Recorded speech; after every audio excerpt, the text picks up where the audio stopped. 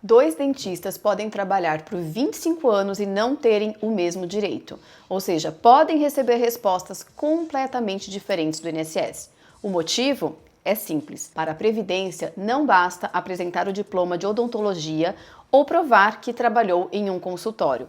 É necessário demonstrar quais agentes nocivos aquele profissional esteve efetivamente exposto, com que frequência isso acontecia e quais documentos comprovam essa realidade. E quase ninguém sabe disso antes de tomar o não. Se você perguntar para 10 dentistas se eles têm direito à aposentadoria especial, os 10 vão dizer que sim. Afinal, todo mundo atende paciente, todo mundo usa o motorzinho, todo mundo está exposto a vírus e bactérias. Só que para a Previdência, dentista não é uma profissão só, são várias e cada uma tem um caminho diferente. Alguns quase automáticos, outros que exigem uma longa briga. Eu sou Carla Colaneri, advogada previdenciária, e nesse vídeo eu vou te mostrar em qual grupo você está.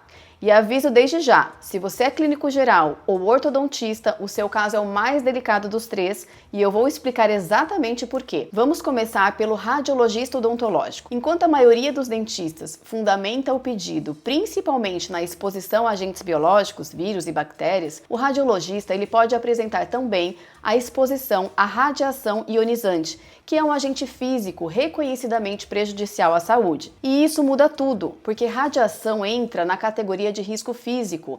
Isso pode tornar a prova mais objetiva, mas não significa que o direito seja automático. Mas atenção a um detalhe, porque é aqui que até o radiologista perde. No caso da radiologia, a radiação ionizante ela costuma oferecer uma base probatória mais objetiva, mas o direito ele não nasce apenas do cargo nem do fato de existir um aparelho de raio-x na clínica. É necessário demonstrar quem operava o equipamento, com que frequência, em quais condições, em que ambiente e se esse profissional permanecia em área sujeita à radiação durante a sua rotina. Isso deve estar devidamente constatado e registrado no LTCAT do consultório ou da clínica onde você trabalha. Se não estiver, ou seja, quando o documento é genérico ou omite radiação, você tem o direito, mas não tem a prova. E direito sem prova no INSS não existe. Agora vamos para um outro extremo. Vamos ao cirurgião bucomaxilofacial. Aqui o cenário muda completamente. O que sustenta o caso dele é o risco biológico e de altíssimo nível. Esse profissional ele pode atuar em cirurgias, procedimentos invasivos, ambientes hospitalares ou ambulatoriais e manter contato frequente com sangue, saliva, secreções, tecidos, materiais potencialmente contaminados. O fundamento mais comum neste caso é a exposição a esses agentes biológicos. O direito existe e é forte. O pulo do gato aqui está em como que se prova. Ele precisa demonstrar que o ambiente onde opera expõe a saúde dele a organismos vivos perigosos e de forma indissociável da rotina. Ou seja, ele precisa ficar claro que isso é o trabalho dele, todo dia, e não tem uma exposição eventual. A legislação ela não exige que o profissional esteja exposto durante todos os minutos da jornada. Ela exige que a exposição seja habitual, inerente à atividade e não meramente ocasional. Isso exige um PPP construído a partir de um LTCAT que descreva adequadamente a rotina cirúrgica. Não basta escrever no PPP que havia contato com pacientes. É preciso descrever quais procedimentos eram realizados, quais materiais biológicos estavam presentes, como que ocorria a exposição e porque esse contato fazia parte da própria execução do trabalho. Então, um PPP genérico para o bucomaxilo, ele funciona quase que como uma confissão de que o risco ali não existia. E aí chegamos no grupo que eu mencionei no começo e que costuma enfrentar mais controvérsias, são os clínicos gerais, ortodontistas e odontopediatras. É aqui que mora o perigo. E eu preciso que você entenda o motivo disso, porque ele não é óbvio. Esses profissionais, eles também podem estar expostos a agentes biológicos. A dificuldade é que, em muitos casos, o documento não consegue retratar adequadamente a rotina do consultório. E o INSS ele costuma ser implacável com essas especialidades.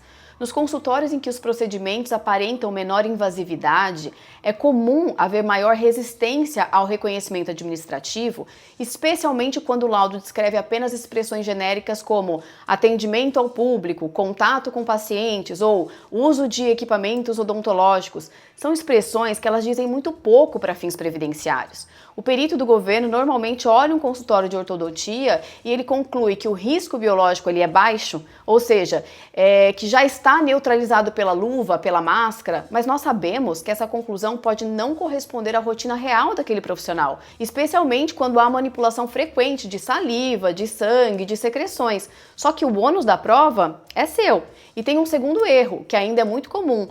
Muito dentista, ele tenta se aposentar alegando o ruído do motorzinho. Isso funcionava antigamente, hoje não funciona mais. O ruído das canetas, dos demais equipamentos, ele não pode ser alegado de forma presumida. Ele precisa ser medido tecnicamente e o limite aplicável vai variar conforme a época em que o trabalho foi realizado. Em muitos consultórios atuais, o ruído inclusive pode não alcançar o patamar necessário, razão pela qual utilizar esse argumento sem medição enfraquece totalmente o pedido. Então, se você é clínico geral ou ortodontista, o seu processo ele exige uma engenharia jurídica muito maior. O foco precisa mudar completamente. O caminho passa pela saliva, passa pelo barulho do motor, passa pelo sangue oculto. E veja, a utilização de luvas, máscaras e demais equipamentos é indispensável, mas a sua simples indicação no PPP não prova automaticamente a eliminação desse risco biológico. É preciso examinar a exposição real e a efetiva capacidade de neutralização. Percebe a diferença? A questão aqui não é ter mais ou menos direito, é saber qual argumento sustenta o seu caso e parar de usar o argumento que sustenta o caso do vizinho. E agora vem uma atualização muito importante. Em 3 de junho de 2026 agora, o Supremo Tribunal Federal derrubou as idades mínimas de 55, 58 e 60 anos que haviam sido criadas lá pela reforma da Previdência para a aposentadoria especial. O STF entendeu que não fazia sentido obrigar o trabalhador a continuar exposto a um agente nocivo depois de completar o tempo especial exigido apenas porque ainda não havia atingido determinada idade. Só que assim, atenção nisso, né? Porque não significa que todas as regras da reforma foram eliminadas. Para quem já contribuía antes de novembro de 2019, é necessário examinar ali a regra de transição e a exigência de pontuação. Nos casos de atividade sujeita a 25 anos de exposição, essa regra prevê ali 86 pontos resultantes da soma da idade com o tempo de contribuição. Além disso, permanecem outras limitações da reforma, como a proibição de converter o tempo especial em comum trabalhado depois de 13 de novembro de 2019 e a nova fórmula de cálculo, do benefício. Então a decisão do STF ela foi extremamente importante, mas cada dentista ele continua precisando de uma análise individual. Se você ainda não completou os 25 anos de atividade especial, o período especial trabalhado até 13 de novembro de 2019, ele pode sim ser convertido em tempo comum. Já para atividades sujeitas a 25 anos, o acréscimo é de 40% para homens e 20% para mulheres. O que isso significa? Que 10 anos de atividade especial anterior à reforma pode corresponder, por exemplo, a 14 anos de tempo comum, no caso do homem, e 12 anos no caso da mulher. É um tempo que aparece ali do nada no teu histórico, e pode antecipar a tua aposentadoria comum em anos, só que o resultado vai depender de todo o teu histórico contributivo e da regra previdenciária que vai ser aplicável ao seu caso. Mas repara, tudo isso vai depender de prova. Aqui está a pergunta com que eu quero te deixar. O laudo do seu consultório hoje, ele reflete a realidade da tua especialidade? Ou é um documento genérico, copiado ali da internet, igual ao de todo mundo? Porque se for esse segundo caso, o seu problema não vai estar no direito, vai estar na prova. E essa diferença só aparece no dia em que você dá entrada lá no seu pedido, quando já não dá mais tempo de arrumar, Também é importante eu te esclarecer que o direito ele não está restrito apenas ao dentista empregado. O dentista autônomo, proprietário de clínica, ele também pode buscar o reconhecimento do tempo especial, desde que comprove efetivamente a exposição. Em 2025, o STJ ele confirmou que o contribuinte individual não cooperado ele também pode ter atividade especial reconhecida, inclusive depois de 1995. Então, para o profissional empregado, o PPP é um dos documentos centrais. Já para o autônomo, a comprovação pode exigir um LTCAT próprio, laudos ambientais, registro dos equipamentos, documentos sanitários, descrição das atividades, contratos, prova pericial e outros elementos compatíveis aí com a rotina profissional. Por isso, a pergunta correta, ela não é apenas eu sou dentista e tenho direito à aposentadoria especial. A pergunta correta vai ser: o meu histórico contributivo e os meus documentos conseguem demonstrar a exposição que realmente fez parte do meu trabalho? Porque na aposentadoria especial, viver o risco e conseguir prová-lo são duas coisas diferentes. No escritório, nós realizamos a auditoria do CNIS, dos períodos de atividade especial, dos documentos ambientais, para identificar falhas antes do protocolo e verificar qual que é a melhor estratégia e a mais adequada para cada profissional. Nossa equipe faz exatamente esse cálculo. A gente analisa o seu histórico de contribuições, projeta os cenários possíveis e mostra qual caminho preserva o valor do seu benefício. O link está na descrição.